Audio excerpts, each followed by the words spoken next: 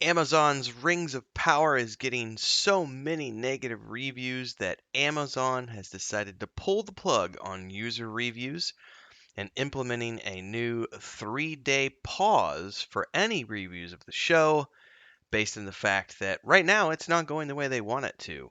It's being reacted to in a very negative light, similarly to how all of their YouTube videos were getting ratioed, like with 75-85% downvotes on all of their videos. The same thing's happening on their show. Very interesting. We're going to be diving into that today. I'm Tim Anderson, aka Renfield, the bearded dwarven princess. And the issue of review bombing is not unique to Amazon. This is something that's plagued the gaming industry for a very long time. It's an issue that, in my mind, is a larger problem than just people disliking the way a show is being done or disliking the way a game is being made. In a lot of cases, the negative aspect of review bombing is, for example, if you get a streamer who doesn't like something and they tell their 20,000 or 200,000 or 2 million followers, go downvote this thing because I didn't like it. And then all of those people rush to do exactly that without actually having purchased the product or reviewing the product. That's a bad thing. But in the case of a show getting genuinely negative reviews, that's a different thing altogether. So let's dive into this article over at The Verge, where we're going to be going into what's actually going on here with the Rings of Power. Before we do, though, shout out to all of my followers and all of my fans who are supporting this channel. Because of you, I get to do this full time. Those of you who are members of the Adventurers Guild here on YouTube, those of you who are members over on Patreon, and those of you who are showing up on live streams and dropping super chats and stickers and doing things like super things on videos like these, thank you so much for your support. If you want to know more, you can have all that information at the end of the video. Don't forget to like, subscribe, and hit the bell icon as we move forward to get more Rings of Power content delivered straight to you as I get new videos out. So they're putting a new 3-day delay on user reviews for all content related to Prime Video, including the newly released Rings of Power. So this isn't specifically related to Rings of Power, but it is in response to the fact that Rings of Power is getting review bombed for a lot of different issues. Now, it's worth noting that the review delay was actually put in place this summer regarding the reboot of A League of Their Own, which continued with review bombers who opposed the show's political stance. Now, the thing with Rings of Power is that a lot of the negative reviews coming in right now are with users targeting the inclusion of actors from underrepresented backgrounds. Now, we need to address this right out of the gate because this happened with Star Wars as well. In no way, shape, or form should anyone be attacking an actor or an actress of any background whatsoever for being employed on a show, because the casting directors made the call to hire that person. All right? That's just something we need to get out there. Racism is not okay in any way, shape, or form, nor is misogyny okay in any way, shape, or form. Those types of review bombs are happening. They are a legitimate problem, and they are something that everyone should be focusing on addressing. They happen here on my own videos as well. I've seen some horrific comments against the actress who plays Princess Disa, and even though I've criticized the showrunners for what they've done to the Princess Disa character, I've never once really focused on her as an individual other than the political statements she made regarding how we're going to change the face of Hollywood because of the inclusion of big, beautiful black women. That was the only thing I ever criticized, and I kind of went, we've had big, beautiful black women in shows long before you. So, racism is bad, misogyny is bad, and it's part of what's going on here, but that's ultimately not the only issue that's going on. There's also a major issue with the lore not being followed, and I know a lot of fans are having a major issue with that as opposed to the other issues with casting and so on and so forth. On my own channel in particular, the comments that I've seen for the reviews of episodes 1 and 2 are largely from people who are upset that the lore isn't being followed, as opposed to people who are upset about the casting or a woman playing a role, which is a good thing. It's okay to criticize the lore for being bad. And It's okay to even criticize the show for making certain political stances, but that's not a reason to review bomb if the episodes are actually good. Which we have a lot of people who are refusing to watch the show, and yet they're leaving negative reviews, which isn't, in my mind, fair. If you haven't actually watched it and you haven't actually given it the time of day, you shouldn't be leaving a negative review because you are the person contributing to the review bombing. So diving into this a little further, um, the Amazon is having an issue here. So even though Amazon is attempting to stave off the bad reviews on its platform, it says it doesn't stop the Rings of Power from getting review bombed on other websites, such as Rotten Tomatoes and Amazon-owned IMDb. The series currently has a general audience rating of 34% on Rotten Tomatoes, while 24.7% of reviews on IMDb gave it 1 star. I'm recording this on September 4th at 5 p.m. So these numbers may have changed a little bit. It's also worth noting that in 2019, Rotten Tomatoes attempted to address this issue by deploying verified reviews that let users show proof that they had purchased tickets to the films they're reviewing. It also started blocking users from posting reviews about movies that hadn't even been released yet.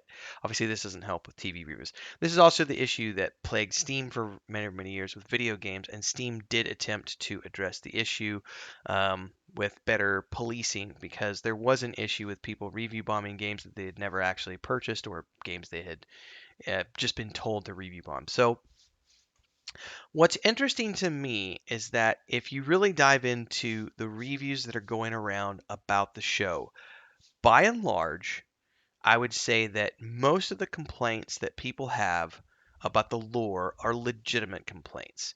There are major issues with the lore, which I have addressed in my own reviews.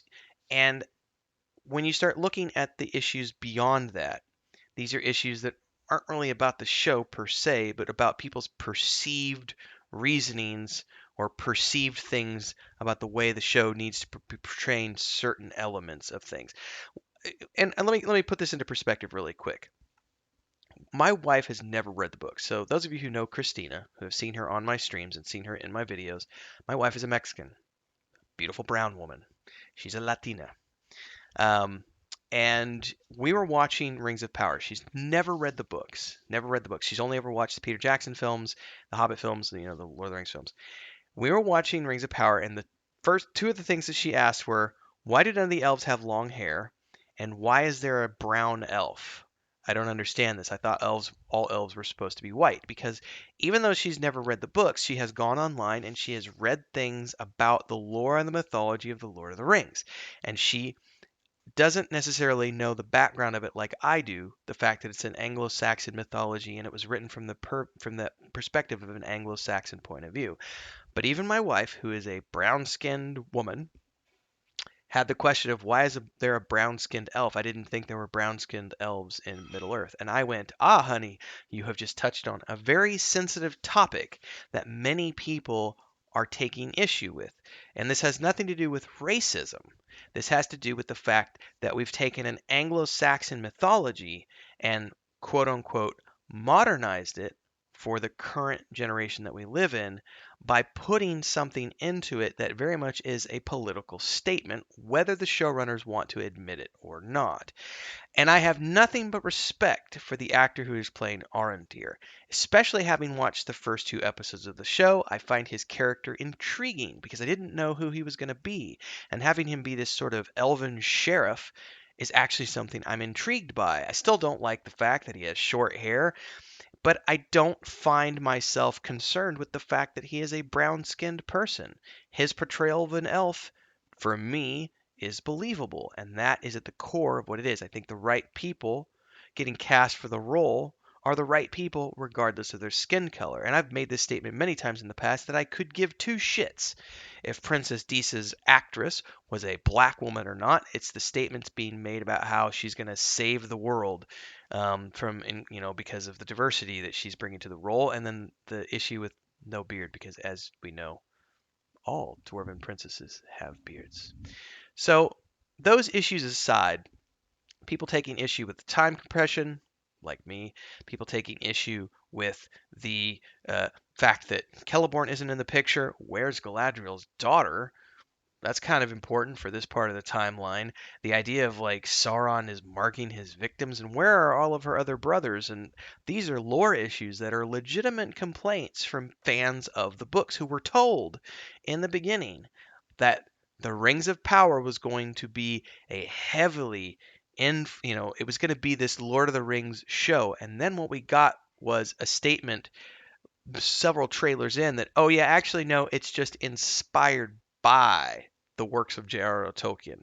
And they backtracked on those statements because they realized that the fan base was reacting negatively to this show that was actually not about Tolkien's books, but was sort of a fan fiction inspired by or based upon the works of J.R.R. Tolkien.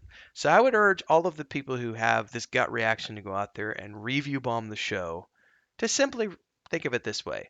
If you don't want to watch it, that's legitimate. You don't have to watch it. It's not for everybody. Um, but I would urge you not to fall into the trap of review bombing something, whether it's this show or a video game or another show, just because you don't like the direction that they have taken with the show. You have the freedom to not watch it. No one is forcing you to do so. I don't agree with review bombing in any way, shape, or form, but I do find it extremely interesting that Amazon is in full on panic mode right now, trying to salvage their show from the cancel culture.